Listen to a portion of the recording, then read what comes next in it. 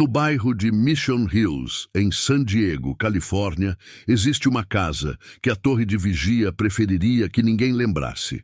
Por fora, ela parece completamente comum. Arquitetura colonial espanhola, palmeiras, o tipo de propriedade que se encaixa perfeitamente na paisagem do sul da Califórnia. Mas, se você sabe o que sabe, essa fachada tranquila passa a significar algo totalmente diferente. Sejam todos muito bem-vindos ao canal História de Lealdade. Se entende que esse conteúdo é relevante, por favor se inscreva e deixe seu gostei. Voltemos ao tema. Essa propriedade foi construída com dinheiro de doações feitas por membros comuns da organização.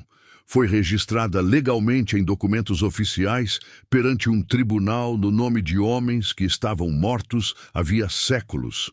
E por anos funcionou como residência de inverno pessoal do homem que liderava um dos movimentos religiosos que mais cresciam no mundo. Se você cresceu como testemunha de Jeová, ou passou anos dentro da organização, é quase certo que ninguém nunca falou desse lugar com você. Nem no Salão do Reino, nem no estudo da Sentinela, nem em nenhuma das revistas ou livros que um dia colocaram na sua mesa ou entregaram de porta em porta. Bet Sarim, que em hebraico significa Casa dos Príncipes, é um daqueles capítulos que a organização vem enterrando em silêncio há décadas. E quando você conhece a história completa, fica fácil entender o motivo. Isso não é apenas a história de uma casa, é a história de uma profecia fracassada, de poder mal utilizado, de dinheiro que nunca deveria ter sido gasto dessa forma, e de como uma organização reescreve o próprio passado quando esse passado se torna difícil demais de explicar. Se você está assistindo a este vídeo, provavelmente já conhece essa sensação. A sensação de puxar um fio e ver tudo começar a se desfazer. Bet Sarim é um desses fios. Vamos puxá-lo. Tudo começou com uma profecia que nunca se cumpriu. Para entender por que Bet Sarim existe, é preciso voltar aos primeiros anos do século XX e compreender o ambiente teológico que dominava a organização naquele período.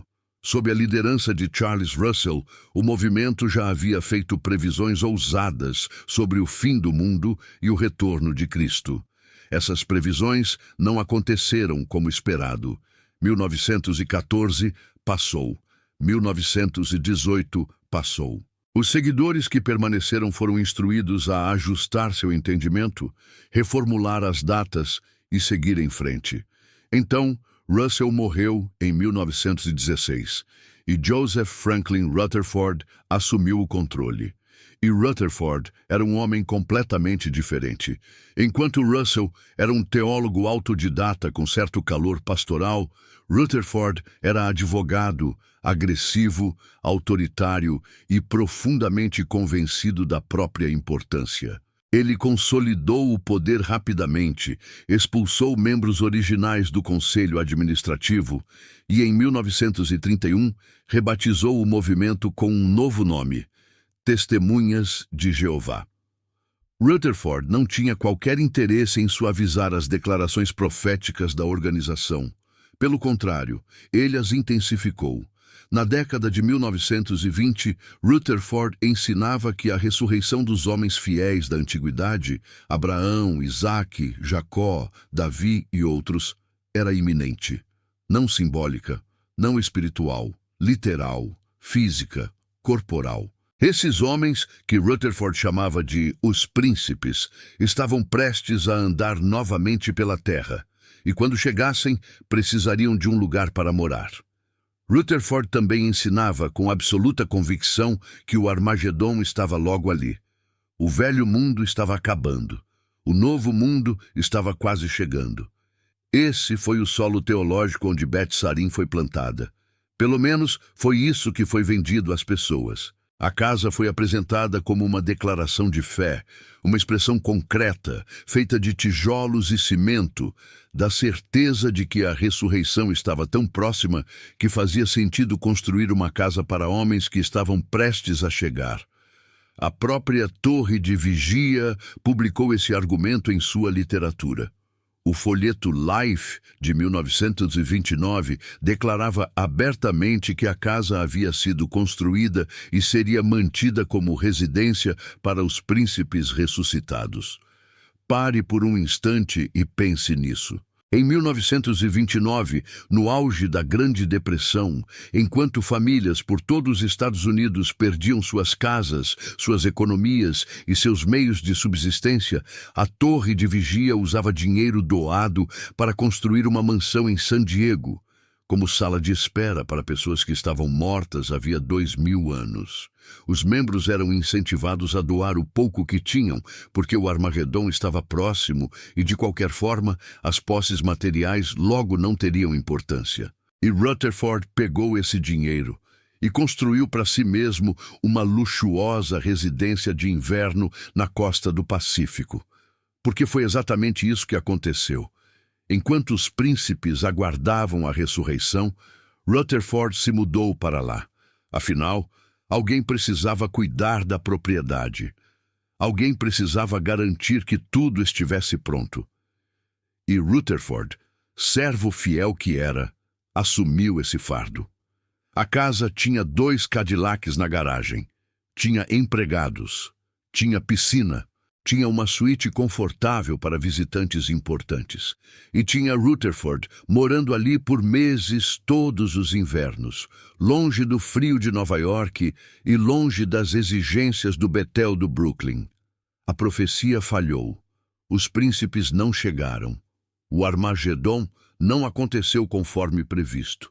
E a casa, construída como monumento à ressurreição iminente, tornou-se um imóvel cada vez mais constrangedor.